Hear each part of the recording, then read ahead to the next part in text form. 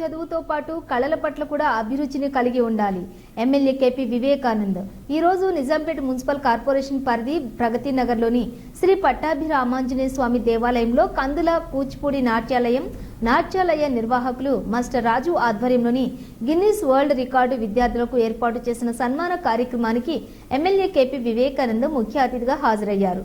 ఈ సందర్భంగా MLA KP Vivekanand మాట్లాడుతూ విద్యార్థులు చదువుతో పాటు నాట్యం, చిత్రలేఖనం, సాహిత్యం వంటి కళల పట్ల కూడా అభిరుచిని కలిగి ఉన్నప్పుడు మానసిక ఉల్లాసాన్ని పొందవచ్చన్నారు. ఈ కార్యక్రమంలో Nizampet municipal corporation deputy mayor Dhanraj Yadav, NMC BRS అధ్యక్షులు రంగరాయ ప్రసాద్, అలాగే కార్పొరేటర్లు చిట్ల దివాకర్, శ్రీనివాస్ యాదవ్, సురేష్, రవికిరణ్, నాయకులు సాంబశివారెడ్డి, మురళీ యాదవ్, అర్పిత, టి తేజోవతి, రఘు, ఫణిభూషణ్ తదితరులు పాల్గొన్నారు.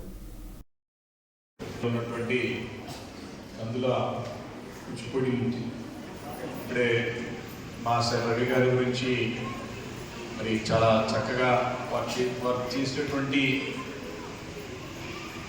అచీవ్మెంట్స్, వారు తీసుకున్న అవార్డ్స్, వారి పిల్లలకి ఈ విద్యను అందించడంలో వారి యొక్క ప్యాషన్ని తెలియజేస్తూ ఉంటే చాలా సంతోషంగా ఉంది.